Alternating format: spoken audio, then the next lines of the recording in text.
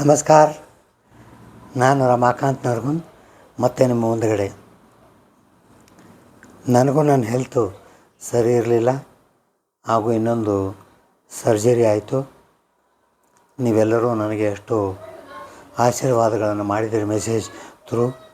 ದೇವರು ಇನ್ನೊಂದು ಗಡೀಪಾರನ್ನು ಮಾಡಿ ನಿಮ್ಮ ಮುಂದುಗಡೆ ಕೆಲವು ವಿಷಯಗಳನ್ನು ಹೇಳೋದಕ್ಕೆ ಒಂದು ಶಕ್ತಿ ನನ್ನಲ್ಲಿ ಕೊಟ್ಟಿದ್ದಾನೆ. ನಿಮ್ಮೆಲ್ಲರಿಗೂ ನನ್ನ ಅನಂತ ವಂದನೆಗಳು. ಡೆವಲಪ್ಮೆಂಟ್ ಏನು? ಎಲ್ಲರೂ ನಾನೇ ಅದೇ ವಿಚಾರ ಮಾಡೋದು. ನಮ್ಮ ಜನರಿಗೆ ನಾನು ಯಾವ ರೀತಿಯಿಂದ ಈ ವಿಷಯವನ್ನು ತಿಳಿಸಬಲ್ಲೆ?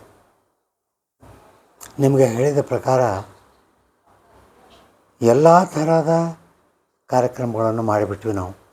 ಪ್ರತಿಯೊಂದು ರಾಜ್ಯಗಳಲ್ಲಿ, ಪ್ರತಿಯೊಂದು ಡಿಸ್ಟಿಕ್ಕಲ್ಲಿ, ಪ್ರತಿಯೊಂದು ಕಂಪನಿಯ ಆರ್ಗನೈಜೇಷನ್ ಕೂಡ ನಮ್ಮ ನ್ಯಾಷನಲ್ ಎಜುಕೇಷನ್ ಕಮಿಟಿ ಹೇಳ್ತಕ್ಕಂಥ ಕಾರ್ಯಕ್ರಮಗಳನ್ನು ಮಾಡಿ ಸರ್ಕಾರದ ಕಿವಿಗೆ ಮುಟ್ಟೋವರೆಗೂ ಮುಟ್ಟಿಸಿದಿರ. ಅದೇ ನಮ್ಮ ಜಯ ಅಂತ ನಾವು ಆಶೆ ಮಾಡೋಣ. ನಾನು ನಿಮ್ಗೆ ಹೇಳ್ತಕ್ಕಂಥ ಹಿಂದಿನ ವಿಡಿಯೋದಲ್ಲಿ ಕೆಲವು ಕಾರ್ಯಕ್ರಮಗಳನ್ನು ನಾವು ಆಯೋಜಿಸಿದ್ದೀವಿ. ಈಗೇನು ಉಳಿದಿದೆ ಅಂದರೆ ಡಿಕ್ಲೇರ್ ಮಾಡಬೇಕು.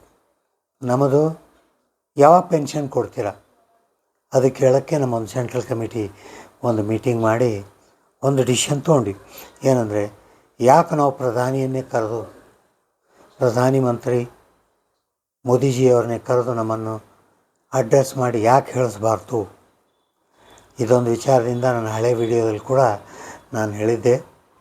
ಕಮಾಂಡರ್ ಅಶೋಕ್ ರಾವತ್, ವೀರೇಂದ್ರ ಸಿಂಗ್ ಜಿಯವರು ಡೆಲ್ಲಿಗೆ ತೆರಳಿ ಅವರು ಜಿತೇಂದ್ರ ಸಿಂಗ್ ಜಿ, ಮೋದಿಜಿಯವರ ಪರ್ಸನಲ್ ಸೆಕ್ರೆಟ್ರಿ, ಹಾಗೂ ಲೇಬರ್ ಮಿನಿಸ್ಟರ್ ಮನ್ಸುಖ್ ಮಾಂಡವ್ಯಾಜಿ, ಹಾಗೂ ನಮ್ಮ ಶುಭ ಕೋರಿಕೆ ಮಾಡುವ ಹೇಮಾ ಮಾಲಿನಿಯವರ ಥ್ರೂ, ಮತ್ತು ಬುಲ್ಡಾನ MP ಅವರ ಥ್ರೂ, ಇವೆಲ್ಲ ಕಡೆಯಿಂದಲೂ ನಾವು ನಮ್ಮ ಇನ್ವಿಟೇಷನ್ನ ಮೋದಿಜಿಯವರಿಗೆ ಕಳಿಸಿದ್ವಿ.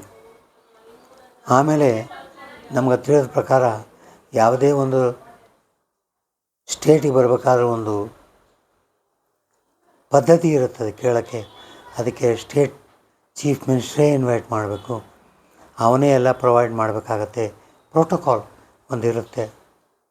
ಅದರ ಪ್ರಕಾರ ನಮ್ಮ ಕಮಾಂಡರ್ ಅಶೋಕ್ ರಾವ್ಜಿಯವರು ಅಮರಾವತಿಗೆ ಮದನ್ ಫಡ್ನವೀಸ್, ಇದೇನು ನಮ್ಮ ಚೀಫ್ ಮಿನಿಸ್ಟರ್ ಮಹಾರಾಷ್ಟ್ರ ಬಂದಿದ್ದರು, ಅಲ್ಲಿ ಹೋಗಿ ಕೆಲವು ವಿಷಯಗಳನ್ನು ಚರ್ಚೆ ಮಾಡಿದರು.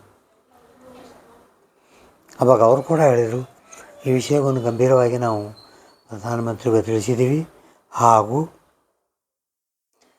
ಬುಲ್ಡಾನಕ್ಕೆ ಏಪ್ರಿಲ್ 15ರಿಂದ ಮೇ 15ವರೆಗೂ ನೀವು ಬಂದು 6.5 ವರ್ಷದಿಂದ ಏನು ಉಪವಾಸ ಸತ್ಯಾಗ್ರಹಗಳನ್ನು ಮಾಡ್ತಾಯಿದ್ದಾರೆ, ನಮ್ಮ ಜನರಿಗೆ ಒಂದು ಆಶ್ವಾಸನೆಯನ್ನು ಕೊಡ್ರಿ. ಈ ಬೇಡಿಕೆಯನ್ನು ಇಟ್ಟಿದ್ದೀವಿ, ಅದು ಕೂಡ ಪ್ರೋಗ್ರೆಸ್ಸಲ್ಲಿದೆ, ಹಾಗೂ ನಿಮ್ಮ ಪೆನ್ಷನ್ ಕೂಡ ಪ್ರೋಗ್ರೆಸ್ಸಲ್ಲಿದೆ. ಹಾಗೇ ಆಗುತ್ತೆ. ಇದು ಕೊನೆಯ ಒಂದು ಕಾರ್ಯಕ್ರಮವನ್ನು ಹಮ್ಮಿಕೊಂಡಿದ್ದೀವಿ. ಎಲ್ಲರೂ ತಯಾರಾಗಿರ್ರಿ. ಒಂದು ವೇಳೆ ಮೋದಿಜಿಯವರು ಬರ್ತಾರಂದರೆ ಪ್ರತಿಯೊಬ್ಬರು ನಾವು ಬುಲ್ಡಾನಾಗೆ ಹೋಗಿ ನಮ್ಮ ಪೆನ್ಷನ್ದಾರರ ಶಕ್ತಿಯನ್ನು ತೋರಿಸೋಣ. ಅವ್ರಿಗೆ ಹೇಳೋಣ, ಇಷ್ಟು ಜನ ನಾವಿದ್ದೀವಿ, ಇದರಲ್ಲಿ ಎಷ್ಟೋ ಜನ ಸತ್ತು ಹೋಗಿದ್ದೀವಿ, ಹಾಗೂ ಇದರಲ್ಲಿ ಸಾಯುವ ಹಾದಿಯಲ್ಲಿ ಕೂಡ ಇದ್ದೀವಿ, ಇದನ್ನು ತೋರಿಸೋಣ.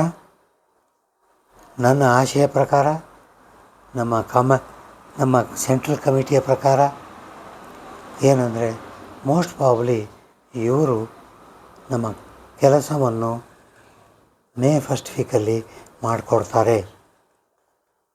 ಅದಕ್ಕೋಸ್ಕರ ನಾನು ಎಲ್ಲರಿಗೂ ಕಳಕಳಿಯ ವಿನಂತಿಯನ್ನು ಮಾಡ್ತೀನಿ. ಒಂದೇ ಒಂದು ನಮ್ಮದು ಕರೆಕ್ಟಾಗಿಲ್ಲ. ಯಾವುದಂದರೆ 28 MPಗಳು. ನೀವು ಹೇಳಿದರೆ ನಾನು ನೋಡಿದ್ದೀನಿ, ನೀನು ನೋಡಿದ್ದೀನಿ, ಯಾರಾದರೂ ಮಾಡಿದರಾ? ಇವತ್ತಿಲ್ಲ ನಾಳೆ ನಮಗೆ ಇವರು ಬೇರೆ ಯಾವುದಾದ್ರೂ ಕೆಲಸಕ್ಕೆ ಬೇಕೇ ಬೇಕಾಗತ್ತೆ.